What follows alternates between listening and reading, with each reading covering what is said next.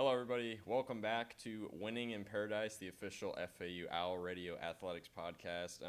It's been a while, almost 2 months now, but after a long hiatus, we are finally back, and we've got a good amount to talk about today in the world of Florida Atlantic athletics. I'm Nathan Korst. Joined alongside me is my best friend, broadcaster, co-host, Christopher Talt.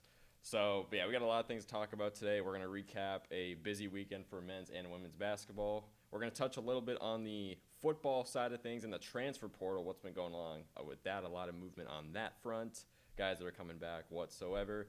And then after that, we will preview baseball as well as softball, which is starting up this coming week, Chris, in just a few days' time. But we will start off with men's basketball. Unfortunately, this team is kind of in a landslide right now, if you will, after starting off 6-1 in conference play.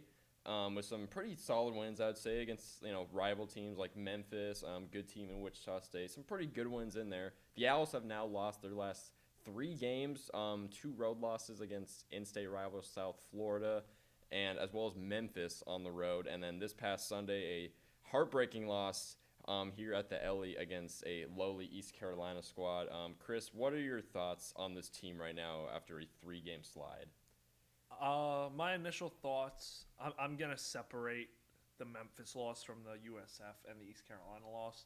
In that Memphis loss, which was the last game of the road trip for the Owls, they were without Kanan Carlisle.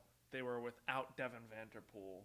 So those were tough absences for that game. So that game was a challenge heading into it. You knew when those guys were out, you would be in trouble regardless, losing your 2 top scoring players and your 2 best players from this season, and Vanterpool and Carlisle. The USF loss, I think it was on the heels of a 5-game winning streak, so I think you're due USF was out for blood that USF was game. very good, and Yeah. FAU was in that game until the probably last 5 to 7 minutes of it. They ended up falling off the tracks and losing that one by a 14-point margin, which I don't think that's indicative of how the majority of that game went. And then bringing it back to this Sunday, I mean, this was just a deflating loss. After broadcasting the game, called it with Maddox. You guys have seen him on Owl Radio.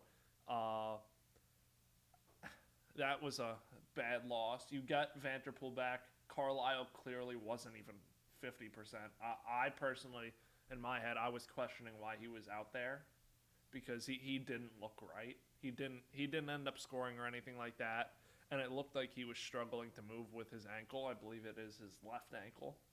Or I believe it's a calf injury. It's a calf injury. But yeah. Lower leg injury. He was affected by something like that earlier this season where he missed a game or 2, and it bit him where he didn't play against Memphis, and he definitely wasn't playing healthy against East Carolina. But at the end of the day, I got to tip my cap to Jordan Riley. I think of all the teams FAU has played this year and all the individual players, Jordan Riley might clearly be the best player FAU has played against this season. He was incredible. Maddox behind the camera can second that. He was as good as it gets. He really was. We kind of got a preview of him when this FAU team played East Carolina in their regular season finale last year. I was alone on the call for that game. I don't think Riley was a huge impact in that game, but we kind of got like a glimpse of what we were going to see from him this season, and we got just that. 35 points, 40 minutes of play time. That's just ridiculous. 11 from 21, 421 from the field, hit a couple of threes, and he shot 14 free throws.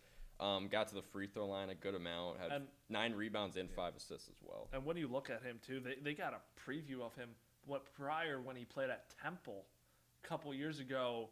I believe they knocked out Florida Atlantic, the team that made it to March Madness in the conference tournament. I believe it was the semifinals of that tournament. I believe so, yeah. And he was at Temple last year, and this year he's at East Carolina. And he could very well end up, I mean, I don't know how it'll work out because East Carolina isn't too good of a team, although they just beat us. But he could very well end up being Conference Player of the Year with how he's playing. No doubt. He's 6th in the country. He might have even moved up after yesterday's game in points per game. So outstanding season for Jordan Riley. And again, to Riley, it's a tip your cap moment. He was just flat out better than the whole FAU side. No doubt. Staying on ECU a little bit, this has obviously been a pretty disappointing season for them. You could call this a signature win for them, though, for their program. It's unfortunate, too, because in non-conference play, which they also mightily struggled, I forget what the school name was, but they lost to not an FCS, whatever you'd call like a lower-tier division school. I forget the name of it, but comparing that with this game, that's definitely not a loss you'd want to have. But again, as you mentioned, FAU has obviously been dealing with injuries, with health issues.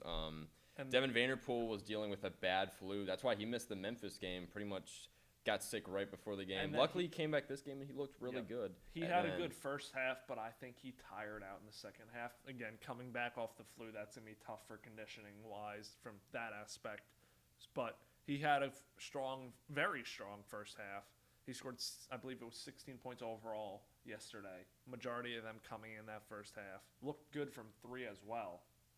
So, Vanderpool, good positive sign. And another thing, if we want to talk positives, Isaiah Elohim, he had a stretch in yesterday's game where he dominated. It was a stretch of like 5 minutes or so where he was scoring every FAU point, and he was forcing offensive charges and turnovers from East Carolina to kind of keep FAU in the game when towards the end of the first half they were spiraling out of control, and it was 10 turnovers in about 8 minutes of play for FAU. He really did dominate that second half, Chris. Also hit that very clutch corner three towards the end of the game. Then, of course, it led to that sequence of, I believe it was Jordan Riley drives into the free throw line, gets fouled by Josiah Parker, which, I don't know, I might call that a phantom foul. I'm not sure I feel like that was very marginal contact, but they ended up calling the shooting foul anyways. Then FAU goes back on the other end with Devin Vanderpool. He drives in. He gets fouled in a one-on-one situation, but Jake gets opts to put true freshman Josiah Parker on the free throw line. Unfortunately, Parker missed the first free throw, so no second free throw as ECU got the rebound. FAU to foul again, and that was pretty much all she wrote for that game. And looking forward for Florida Atlantic on Wednesday, Nathan, you're on the call. They welcome in the first place team in the conference, Tulsa. And what's interesting about the American Conference right now is that FAU is in, I believe, 5th place. Yeah. Tied for 4th or something like that with like 5 teams maybe, like 3 teams. No, they're not tied with anybody. They're in their own place in 5th right now. They're only 1.5 games back of the lead, and they play Tulsa, who's in 1st. So Wednesday night, hopefully FAU hits the reset here. They could win that game, and just like that, they're half a game behind Tulsa, who's in 1st place. So no doubt. The flip can change. The script can flip very fast if you're FAU, and you could go beat who's right now the number 1 team in the conference. No doubt. If you're second-year head coach Sean Jiggis, you just got to hope that your team can flush the last 3 losses, because that's in the past. That's over now. Hopefully this team can get healthy now, finally start to build back up some sort of winning streak, build back up some consistency. And that's another thing with this team. We've seen it throughout the course of the season. They have 9 losses to date. Only 2 of them have been losses by themselves, followed up by a win. Other than that, it's 2 losses in a row, 2 losses in a row, 3 losses in a row now. So when they lose, they tend to lose a couple in a row. And when they win, they've had a 2-game streak, 3-game winning streak, another 3-game winning streak, and a 5-game winning streak. So the wins come in bunches, as it seems like the losses do too. So for FAU, it'll be, again, hopefully their best basketball's in front of them and they can get healthy, because you beat Tulsa, most people are going to forget about that East Carolina game.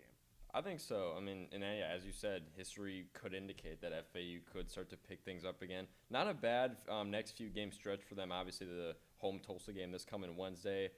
February 11th, you go on the road to take on a decent Rice team. Hopefully, you can take care of business there.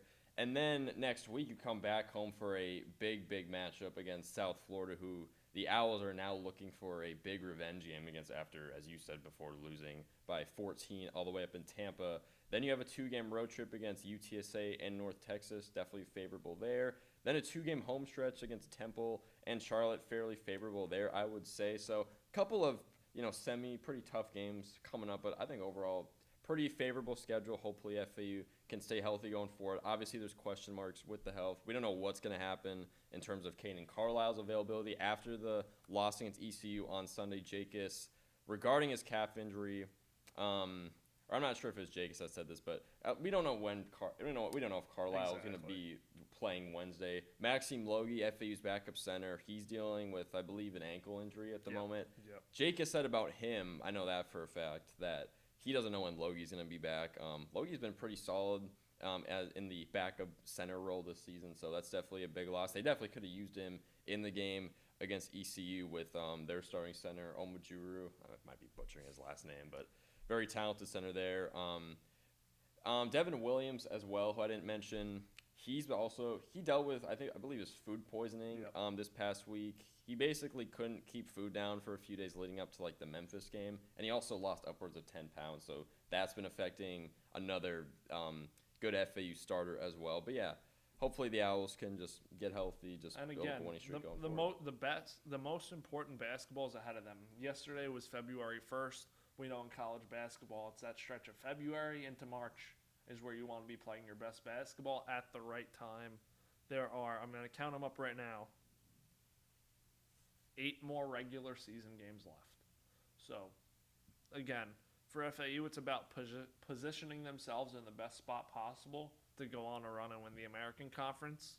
Because another thing I want to look at real quick is this year, I hate to say it, but the American Conference is a one-bid league. I doubt a second team gets in.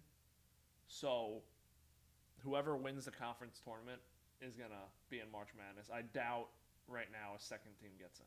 No, I'd have to completely agree with you on that. There's just no team in this conference that has enough, those quad 1, even quad 2 wins to get an at-large bid. So, no, I completely agree with you. And as much as I don't like the sound of me saying this, but these games right now, the games that they just lost, the games that they've won prior in the 5-game winning streak, they don't matter nearly as much as being healthy for that conference tournament. I would agree with that. Don't get me wrong. I want to see them win. I want to see them do it. But if it meant for them to lose 4 out of the next 8 games, 4 out of their last 8 games, split it, go 4-4, the conference tournament's still all that matters. They could go 8-0 in this last stretch to end the year, and that wouldn't get them an at-large. Definitely. I mean, especially with the American, just how crazy and unpredictable it is, especially with the tournament. Yeah. Any team can come out and make a run in the tournament. And obviously, they changed the format, too. I was going to mention, I believe it's the top 10 teams make it, and the top 2 get... Top 2 get straight to the semifinal. Yes. So basically, if you're 1 or 2 seed, you only have to win 2 games. So that should certainly be FAU's target goal, and I think that is well within reach. Because, again, you still play teams ahead of you, like a Tulsa, like a USF, and like a Charlotte and a Temple towards the back end of the year who are right in that mix with you as well. So there's teams in there that you play that are going to be going for that same position you are. And if you could get the 1 or the 2, you get the extra rest to let this team heal, like a Carlisle injury if it's still nagging him. And you only have to play you only have to play 2 games maximum to get to the back into the March Madness field. Yeah, still plenty of time, as you said. We're in early February, still a little over a month left in the season. I'm not hitting the panic button whatsoever on this team, especially regarding the circumstances. Like if FAU was fully healthy, no off-the-court issues or like stuff like that, maybe you'd hit the panic button a little bit, but no, I'm not hitting the panic button. I know a lot of fans, especially across social media, are starting to hit the panic button a little too early. I think we need to press the brakes a little bit. Still a lot of season left. Yep. We know this team can make a run, go on a winning streak. They went on a 5-game winning streak early on. We know they're capable. This is a very talented team. It's just going to come down to consistency, cutting back on turnovers, making shots when it matters, and overall just availability is the best ability, Chris. And we know they can certainly do it. But now we're going to switch gears over to the women's basketball team who lost on Saturday at North Texas 67-49. 67-49, Nathan. They are on a 2-game losing streak right now, 3-7 in conference, 9-13 overall. And Saturday, February 7th, they host UAB. So what are your thoughts on women's basketball right now as they also head down the stretch? Obviously, this is a team led by first-year head coach Leanne Freeland, who I think is doing a pretty good job in her first season.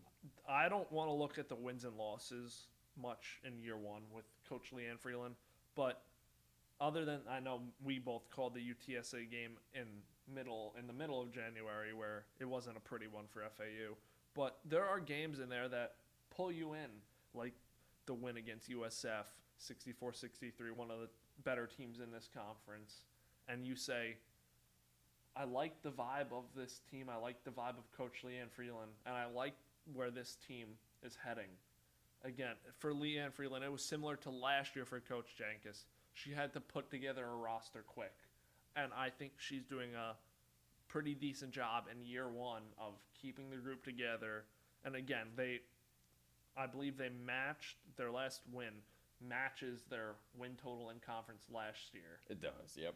And they have 8 games to improve on that now. So I like to see where they are, and the wins will come if they could stick together.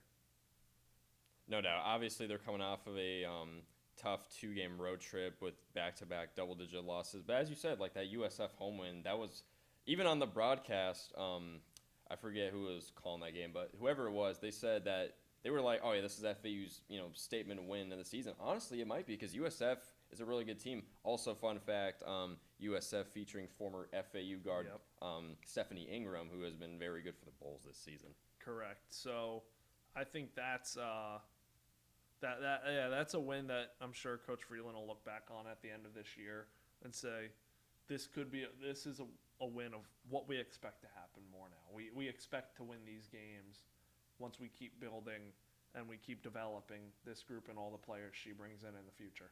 No doubt. And you mentioned how she had to put a brand new roster together, kind of like Jacobs had to do with the men's team back-to-back years. And I think she did do a fairly good job of putting this roster together. A lot of veterans, players that have, been there before, that have had a lot of experience. Obviously, Jess Moore's coming in with Freeland from Nova Southeastern. She's been very impressive for FAU this season. Probably their most well-rounded player, averaging about 8 points, 4 rebounds, a little under 3 assists, and about 2 steals per night.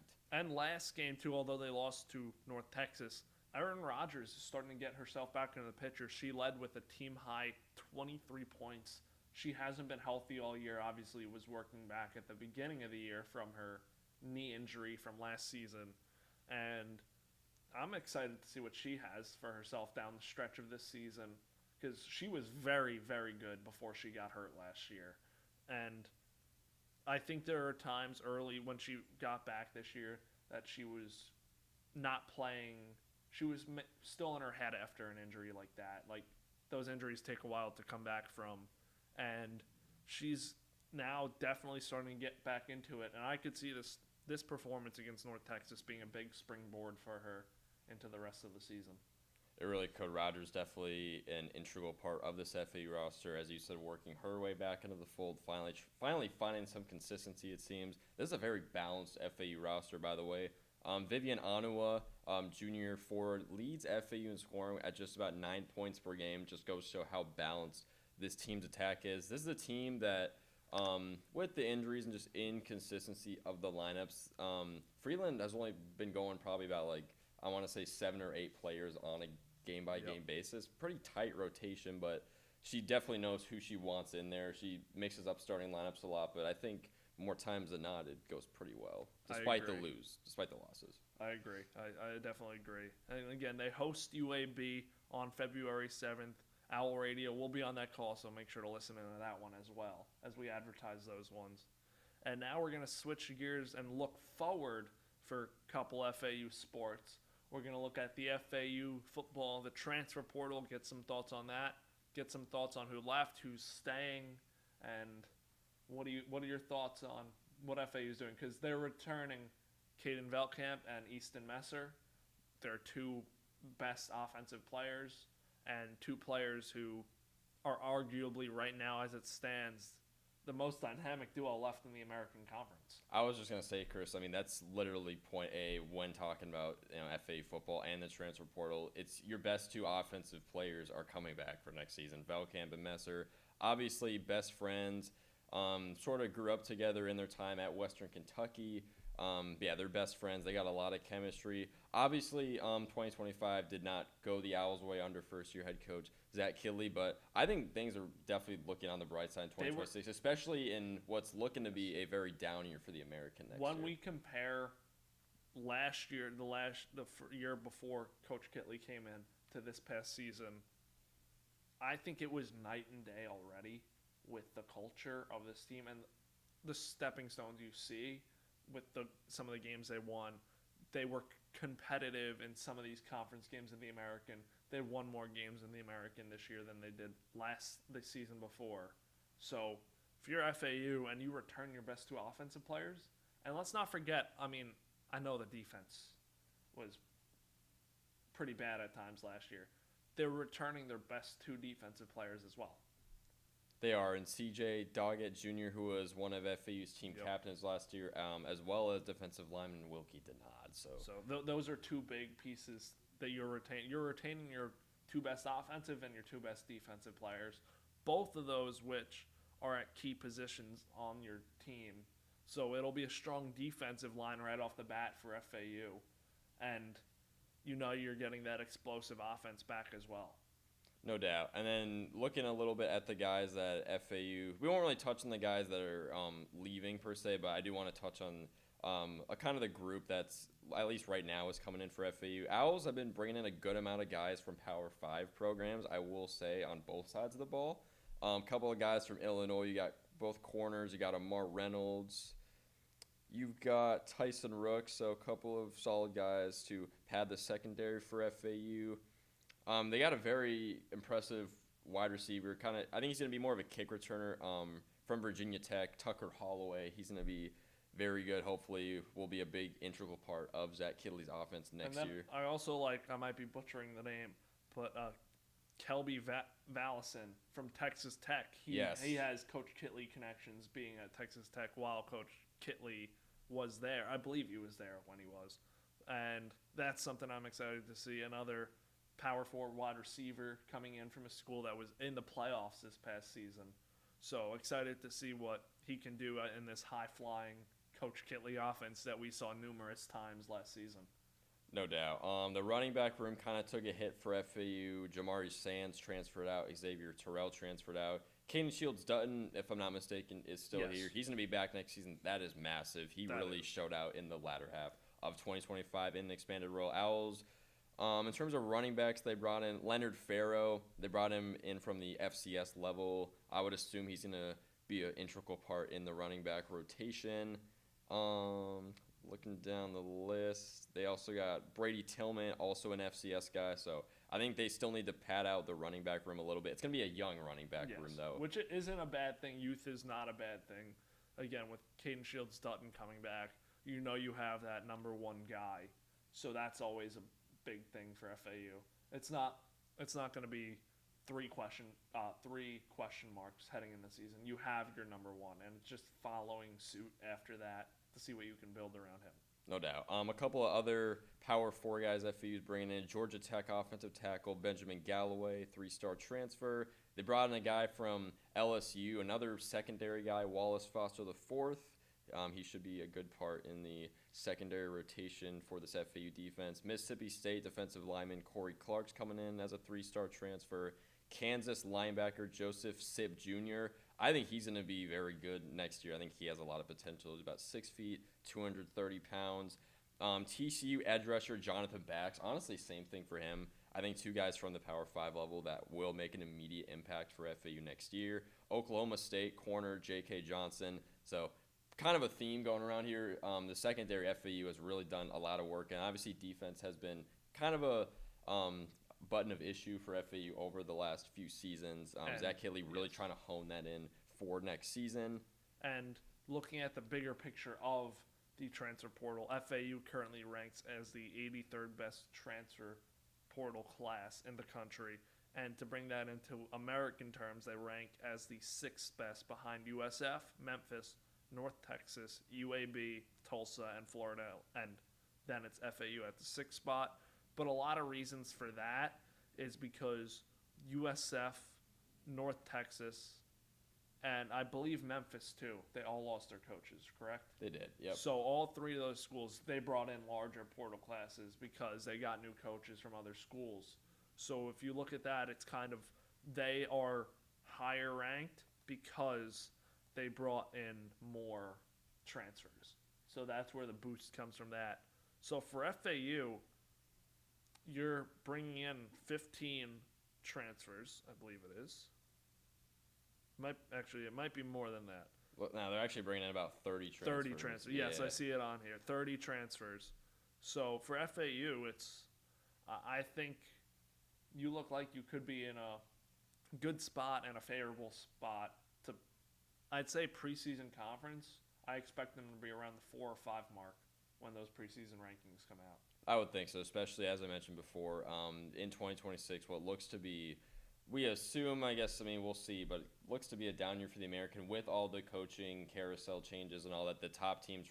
Most of the top teams from this past season, outside of like the service academies and whatnot, getting their head coaches poached by Power 5 programs, and then along with that, some of their top players. So those teams are going to look almost brand spanking new next year. So again, it'll be a good thing for FAU. They'll be in a good spot heading into next year. Now we're going to switch to our last segment of the show today, which is a preseason look, a preview for the FAU baseball and softball team. It's going to be a very, very exciting year on the diamond for both squads. They both look very solid, return a lot of key pieces from last season for both sides. Softball is preseason number 1 in the American Conference, and they are also the preseason number 1 mid-major according to D1 Baseball Softball. So that is going to be very exciting to see. They kick off on Thursday. Me and Nathan will have the call against Indiana. The Hoosiers come into town. A string of Big Ten teams come into town. 3 to be exact. As they'll be facing Indiana, Ohio State, and Wisconsin this upcoming weekend, week into weekend. So what are your early thoughts on softball and the core group they bring back? Because they brought back a lot of key players, and they also bring in a very solid-looking freshman class that is poised to make a name for themselves. They definitely did. Jordan Clark, entering her, is it 4th season? Yes. At the helm, yep, of the softball program. She's been doing a very good job in her first couple of seasons. Obviously, FAU lost a few players, but as you said, they brought in a lot of good incoming freshmen. They got back a lot of players that were very impressive last year. Autumn Courtney, starting pitcher, probably the most important one. Jaden Martinez is back too. She started some games last year. They have a core group of their best players from last year coming back.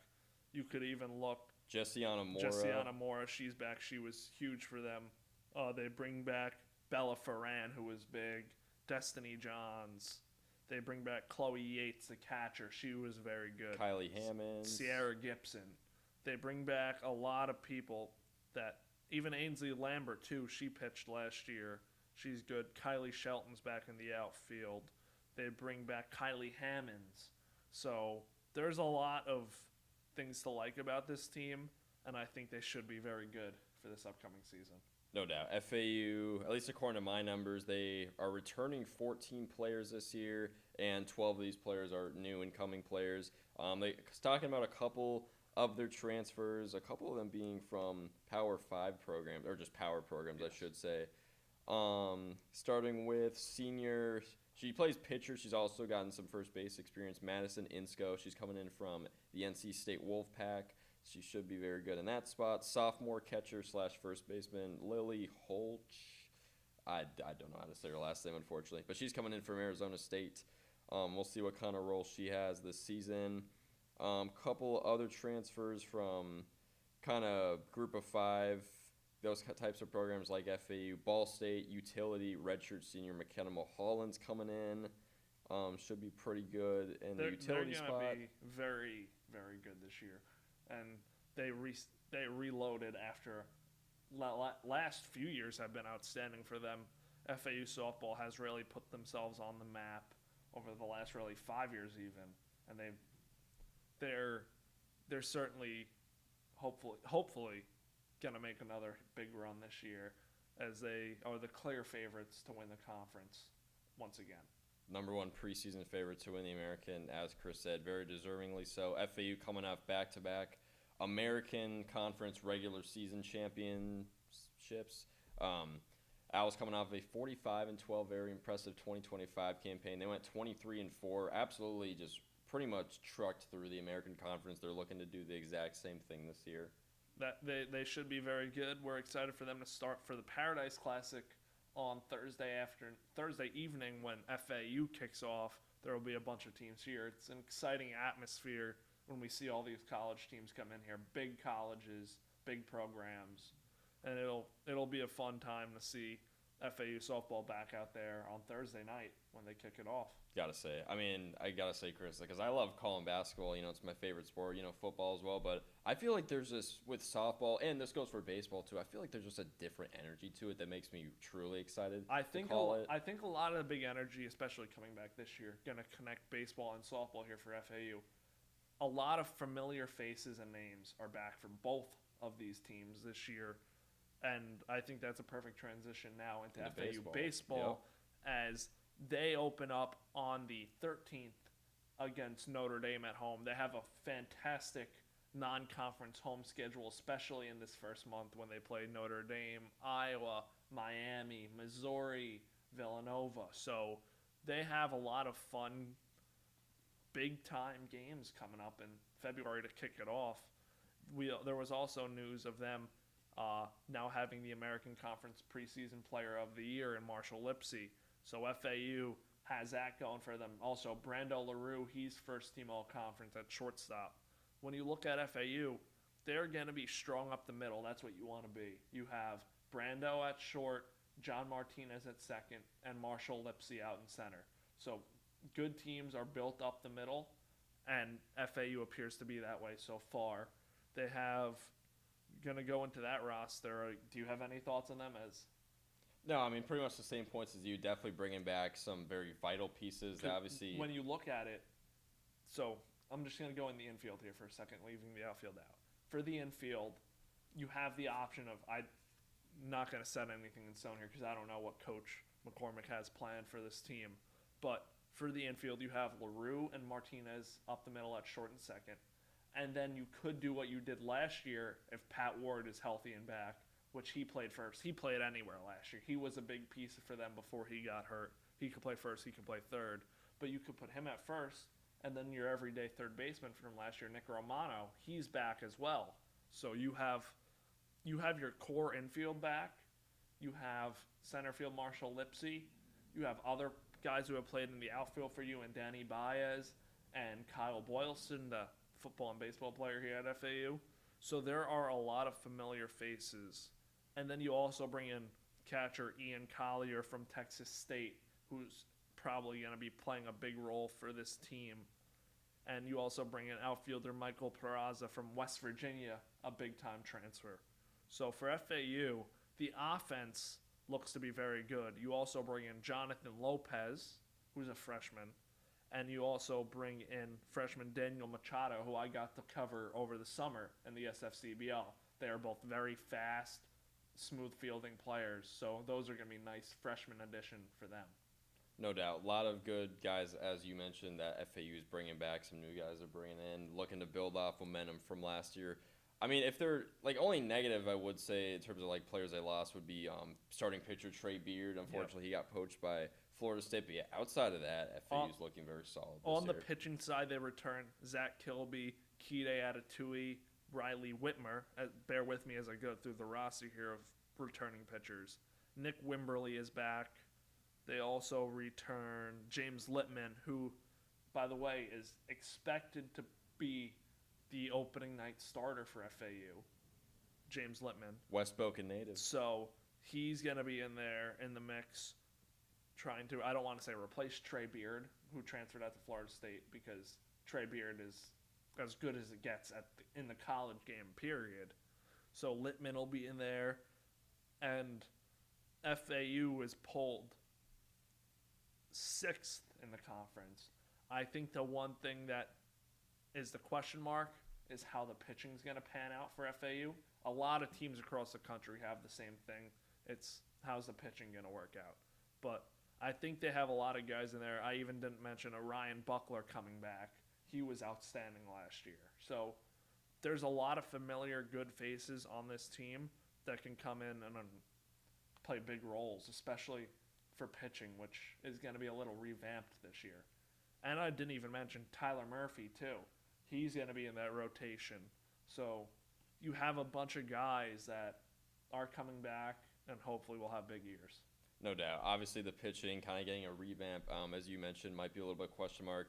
Also, I think just we'll see FAU's ability to go out on the road and to see if they can win games consistently. Just a little kind of thing on last season, 37-21 FAU's overall record from 2025. They played exceptionally well here at home, 25-8 at FAU Baseball Stadium. But on the road, they were 511-11. They went 15-12 in conference play. So I think the pitching, maybe some question marks there, but obviously very hopeful in that department with Littman probably going to be the Friday guy, the starter, as you mentioned. And then if FAU can go out on the road and take some games there, I think FAU can definitely improve off of the momentum from last season. FAU baseball is certainly poised for another big season coming in Paradise. Beautiful weather. Not right now this second, but when the games start on the 13th against Notre Dame, I think FAU baseball is going to be in very good shape for this upcoming season with a lot of those key guys coming back. They really will. Well, I think that's going to do it for this edition of Winning in Paradise. Nathan Korst and Chris Talt, thank you guys so much for watching, and we will see you guys. And make sure to tune in to Outlaw Radio YouTube for all the upcoming broadcasts we have. We have a lot of them this month in February. Me and Nathan on the call on Thursday for softball, and Nathan, you are on the call for men's basketball on Wednesday. So Wednesday is the next broadcast. Make sure you guys check in on those, as we've got a busy and fun month of sports here at FAU. No doubt. A lot of basketball coming your way, baseball and softball starting up pretty dang soon here. Should be in a very exciting month of February, Chris. Yes, it should be. That'll do it for this week's episode of Winning in Paradise. We will see you next week when we recap everything that happened in FAU sports.